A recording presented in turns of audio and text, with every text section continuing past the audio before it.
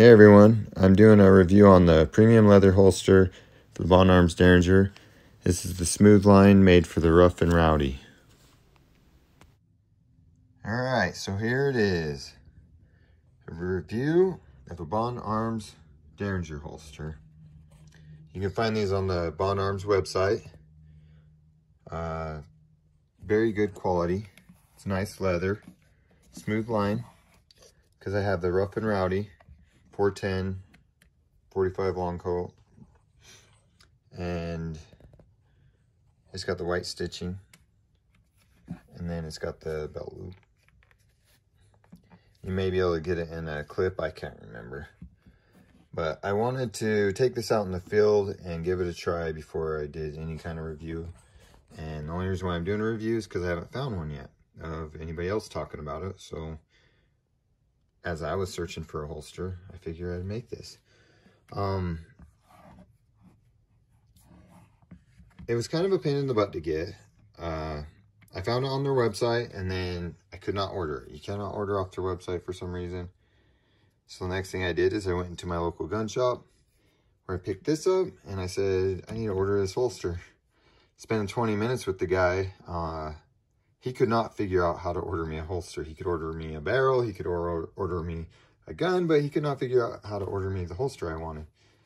And so finally I was like, all right, well, I'll figure something out. So next thing I was doing, I was going to Amazon, was checking out people's Etsy accounts, and I could not find something that I really was in love with besides this one. I'm like, I got to get that holster. I wanted something closed end to keep the dust and stuff out of my barrel, and something that holds it securely, which this does. So finally I just called Bond Arms, and their customer service was excellent. They were very, very nice. It was like a pleasure talking to them, not to sound weird, but it was pretty awesome talking to them. And they gave me a website I could try, which was bucksnortoutfitters.com. And that's where I ordered this from. As far as my review goes, this holster works really, really well. I'll give you the bad things first that I don't like.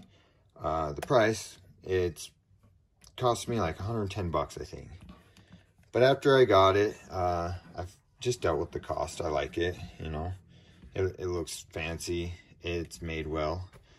And it protects my gun. There's like very little wear whatsoever from the holster, so I like that, because I had this on me for a good set amount of days, because I did 2 hunts. I did an antelope hunt and I did a elk hunt, and so it's been out there with me.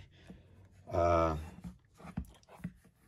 other thing I didn't like was just the fact that dust does get into your mechanism here, and so I just started putting my shirt over this as I was like riding on 4-wheelers and stuff like that to keep the dust out. Other than that, everything else is perfect. You can grab this gun and even throw it in like your center console or whatever. I call it my truck gun because I like to just throw it in there, just in case. Fits perfectly, and then of course you can get it out pretty quick. The driver holster I was tempted to get just for that reason, but this is going to work better for me. Let's see. So it's got a snap. This snaps pretty good. I never had any problems with it like popping out when I was out in the field. I got some scratches on my leather itself, but it's really not that bad of wear considering what I was doing. I mean, I was crawling in the desert and then in the mountains, so it's held up pretty good. It slides out pretty smoothly. Trying to do this one-handed, sorry.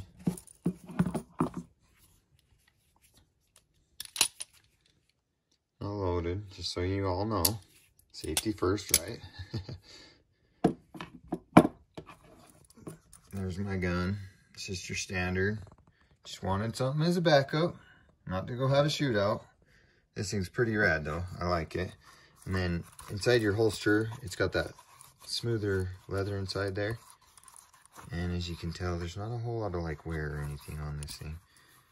The other thing I should point out too is this is little bit longer than the Rowdy. So I think I could upgrade like a barrel, get a barrel that's just a little bit longer.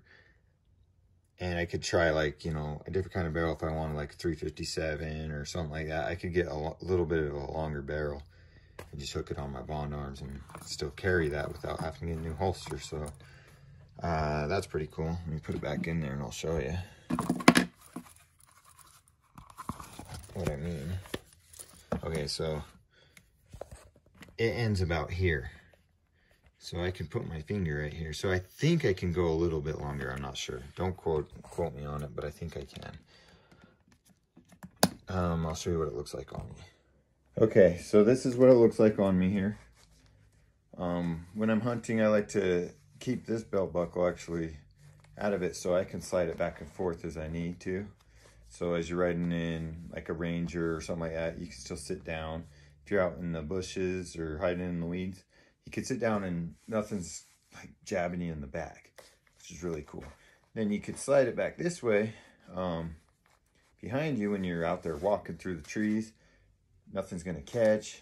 If you draw a bow, nothing's gonna interfere with it. So that's pretty nice about it. You can also conceal it. Like for some of you, you might just be looking for concealed carry.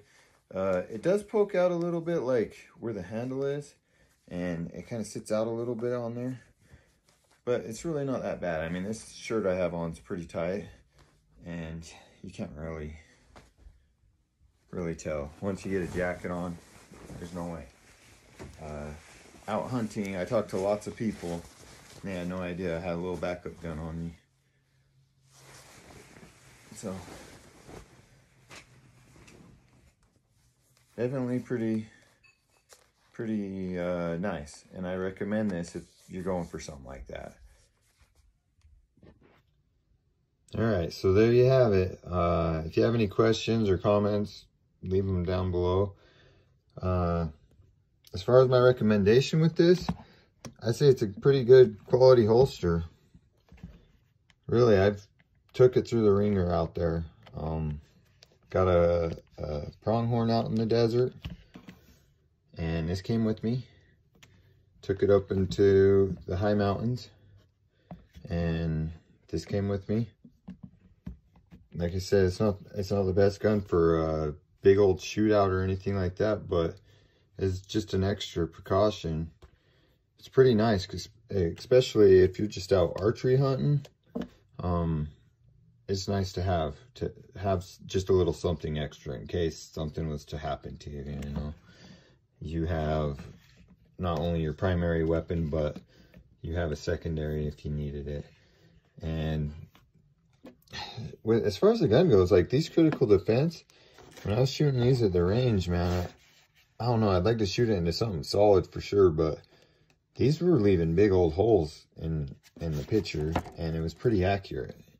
And then 45 long Colt, which is, you know, a pretty hefty round, that was pretty accurate.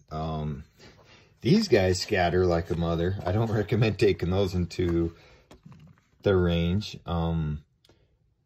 But, you know, there's definitely a purpose for shooting these. Like, I really think you could take out, you know, squirrels or rattlesnakes or whatever if you had to with this shot load. But as you guys know, if you got a Derringer, you've already fell in love with it. Has its fun little quirks about it, and what can I say? Anyways, thank you for watching my video, and I hope this helped.